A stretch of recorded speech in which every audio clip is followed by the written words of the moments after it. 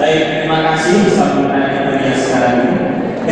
Bapak saya silakan di siapa sendiri ya? Ya boleh. Oke, siap.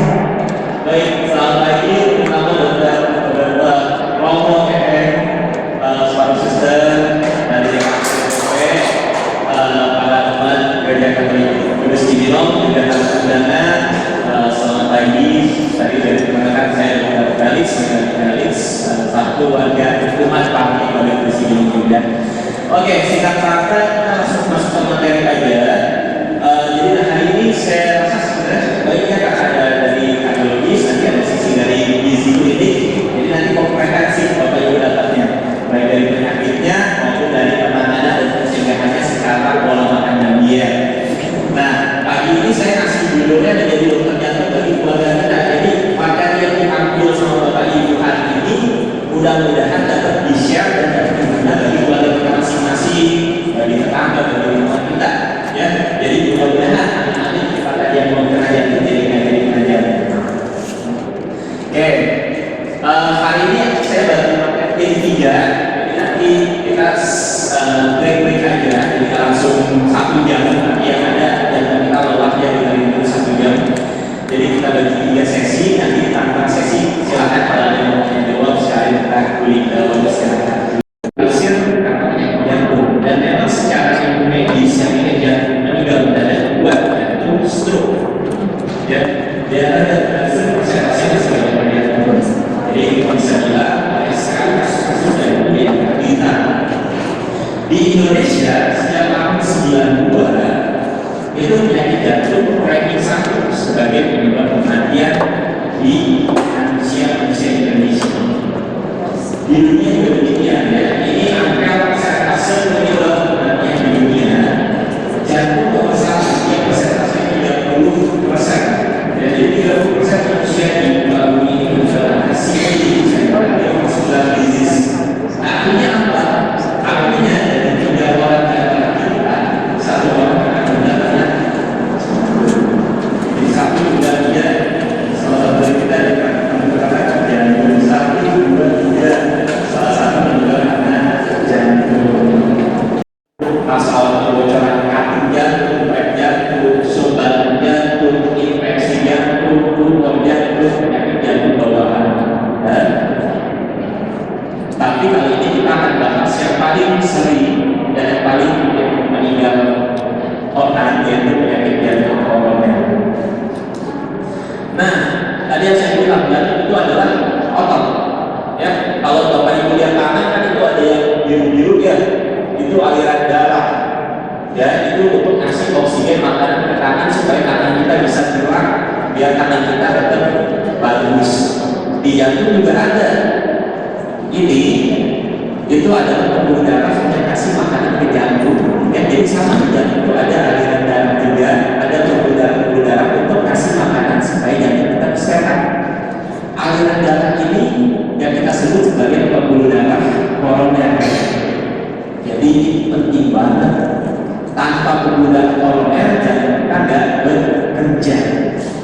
Ya, makanya kita dokter jantung dan Bapak Ibu harus menjaga supaya pembuluh darah koroner ini yang kasih makan ke jantung kita dijaga tetap sehat, jangan sampai ada sumbatan.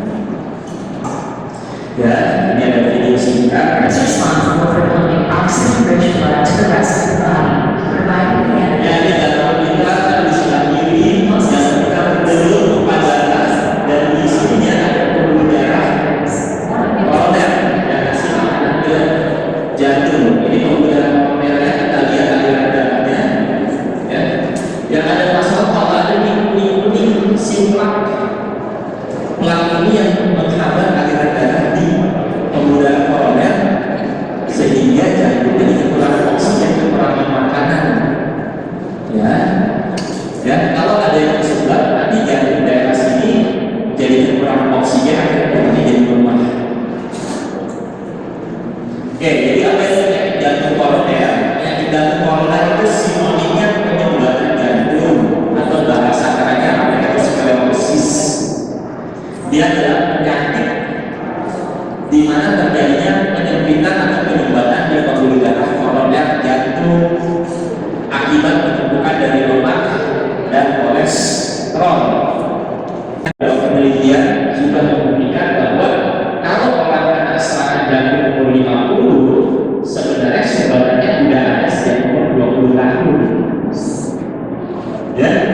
ini bagian berdasarkan penelitian ketika umur 50 tahun suhu badannya ini warna kuningnya mungkin udah 70-80%, pembuluh darahnya lubangnya tinggal segini.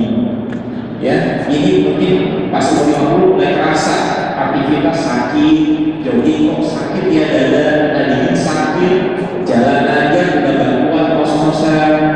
Ya, pas dicek ternyata juga sebanyak 30%, 40%. Ya, apa itu baru kejadian kali ini? Enggak. Waktu umur 40 sebenarnya udah ada 50%. Waktu dia umur 30 tahun udah ada 20%. Ya, jadi yang di sini masih muda. Ya, hati-hati. Ya, jadi sebenarnya bukan umur 50 tahun ke atas aja sebenarnya. Ya, jadi saudara itu memang tricky, dia kita bilang sebagai seperti bom waktu tiba-tiba aja terjadi.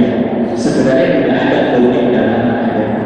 Ya, makanya nanti kita harus nanti kita bahas gimana cara pemeriksaannya, walaupun kita belum ada dulu. Nah, faktor resiko. Jadi seringkali kita sebagai medis ketika melihat pasien, kita melihat yang namanya faktor resiko penyakit jantung koroner.